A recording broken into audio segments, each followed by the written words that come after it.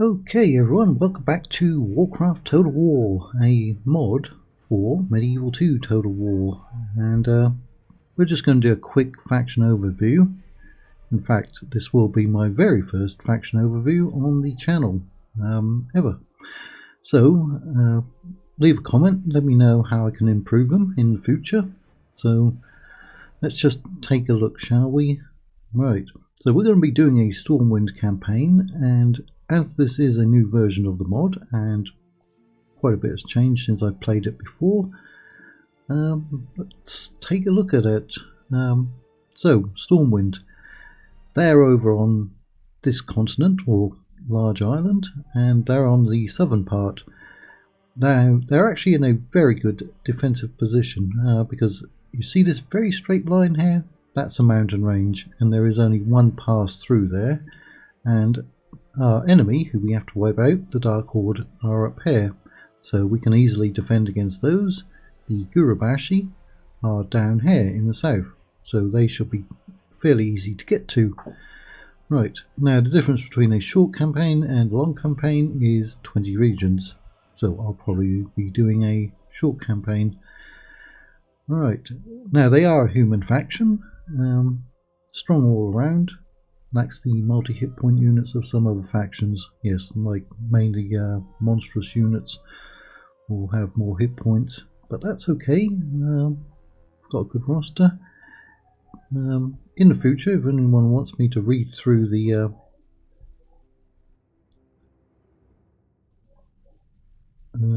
description here, I can do it. Or in fact, for you right now, I will just put it there. You can go ahead and read up to there, and then I will scroll through to there, and you can carry on reading. I'll probably read this in my personal time, just to get some background information on them, so I know what's going on with the faction. Right. So yeah, we only have to wipe out 2 factions, which is good. I think that's quite doable. Here's one of our unique units, Stormwind Cavaliers. I don't believe anyone else has access to them. They're a beautiful looking unit. I have actually tested out some of the units in custom battles between the Stormwind faction, Gurubashi and the Dark Horde, just to see what we're up against, and they do look awesome. Right, so we are going to go back and actually look at the units. Because why not? Right, switch that one up to that. And where's the Gurubashi? Now I have played, I think, about 4 campaigns in this mod in previous versions. What have I done? I've done Lord Diran, Quel'Thalas, the Faraki, wherever they are. There's the Gurubashi. Where's the Faraki? Burning Legion, Horde. Can't see him. Or was it? No, it wasn't. The Drakari are the ice trolls up north, aren't they? Where are the Faraki? Amani? Are they not in this campaign? Because there's actually 2 campaigns in the mod. Forsaken, Trade, Bashi. Ah, there they are, Faraki. Yes, I've done a Faraki campaign, that was fun. And the last one I did, which many of you actually hated, the Scarlet Crusade. I got a lot of dislikes on that. I don't think it was the quality of the videos. I think it had to do with the faction itself. Again, as I don't know much of the lore, I don't know if they're particularly hated or not. Right. Now, not to get those 2 mixed up, because they look very similar, but we're going for the Dark Horde. So, let's take a look at our units. Right. If anyone's familiar with the mod, you'll be familiar with most of the generic units, which are pretty much up to the hair. Here's a standout unit, Stormwind Royal Guard. They look beautiful as well. and they only have slightly fewer troops than these standard ones, although they are quite a bit more expensive, aren't they? As we're going to be going up against a lot of monstrous units, particularly with the Dark Horde faction, we'll probably use a lot of gunpowder units when we can. Anything that's armor piercing. Yep, crossbows are effective against armor. Now these are a very cheap magic using unit, and we'll probably end up getting quite a few of those. I've used those quite effectively before. Now it does say that they have a short range, but when I've used them in the past, they've had pretty decent range on them. Now here's a couple of unique units: Stormwind Marines and SI-7 operatives.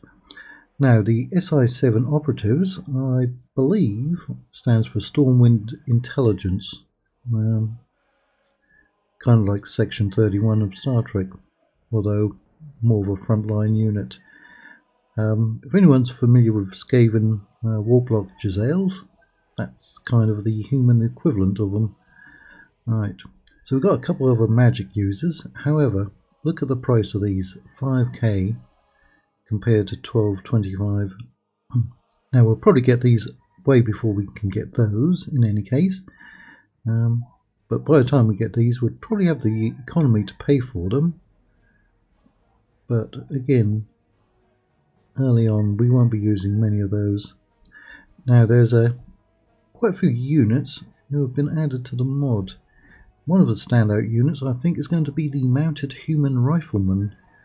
So that's a good addition. Now the drawback to those is that they take 4 turns to recruit in campaign. So yeah, limited recruitment.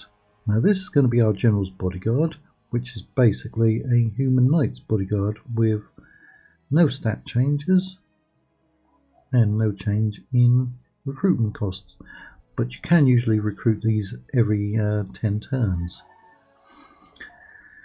Another unique unit, Mounted Stormwind Cavaliers. That's the one we saw on the loading screen, isn't it? Now, very powerful, multiple hit points. Mounted Paladins, 8 hit points. That is awesome for a human faction to have. They will be very effective. Now, there's only 20 of them, but look at their defense. 33 defense and 8 hit points. They are literal tanks. In fact, we have a tank here that only has slightly better stats. But those are 10,000, whereas those are 4,000. Right. Now we've got some other new units. The Spear Sisters, Battle Maidens. They have a very low number. Are they magic users? Again, that's a new unit, so I'm not sure. Wildhammer Stormhammers, Water Revenants, Fire Revenants, Earth Revenants, and Air Revenants. I think they may all be new, or certainly units I've never used before. Now, we've also got another flying unit. The animations on these are awesome. Wait until you see them in battle. But we've got Griffin Riders. Now, they only have 4 hit points, and they are more expensive, aren't they? And there's only half as many of them. But they do have missiles. Those do not have missiles. The Dalaran units, we probably won't get those because we won't be heading up north to Dalaran. Dalaran is a city further north, and that's the only place you can get those units from. So, yeah. Wildhammer Rangers.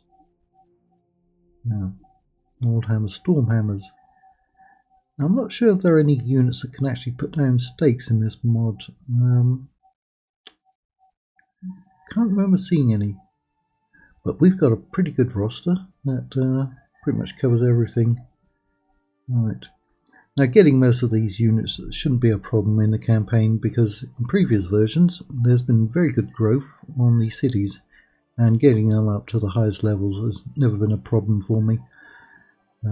So yeah. Now what we're going to be going up against, we're going to be going up against the Gurubashi, who are trolls. Let's see, what standout units do they have that I've seen?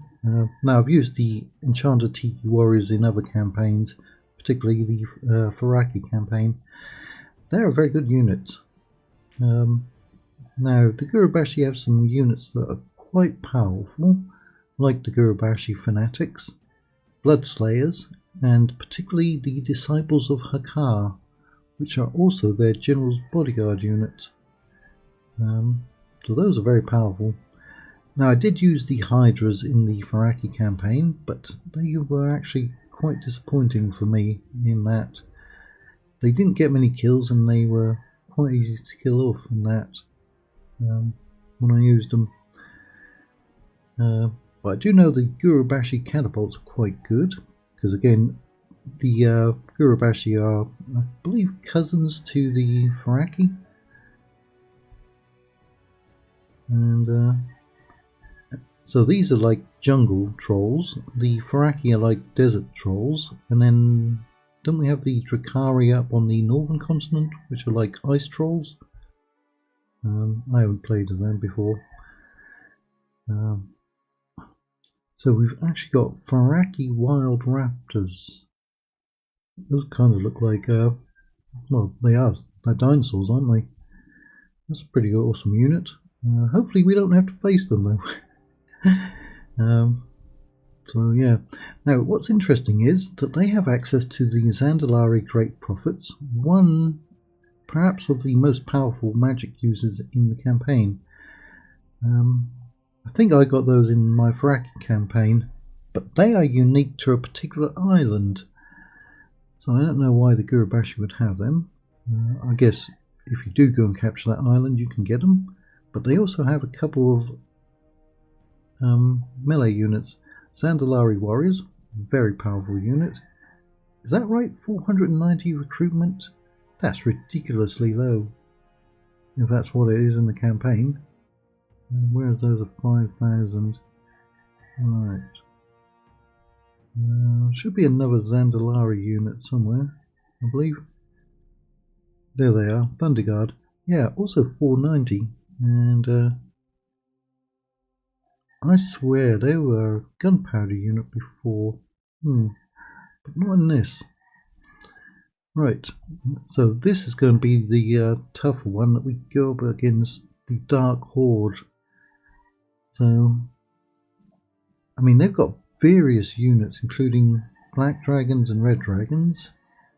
And they've got all kinds of weird creatures. They've got humans, they've got skeletons, and they have orcs. I think they're an orcish faction. But again, they seem to have access to monstrous units, undead units, human units, and various other races. So there's no telling what we're actually going to come up against, including a whole bunch of ogres. So it'll be interesting to see what we actually have to face. Those are orcs, aren't they? Blackrock Destroyers. Ah, that's their bodyguard unit. Yeah, so we'll be up against a very diverse army here, whereas the Gurubashis are fairly generic in being one race. Some guy called Black Hand and some guy called Orgrim Doomhammer. Right. Well, hopefully you enjoyed this Stormwind campaign when you see it. I suppose we can make these overviews longer or shorter. Leave a comment, let me know how I can improve them. If you want to see anything on the campaign map before we actually start the campaign, let me know.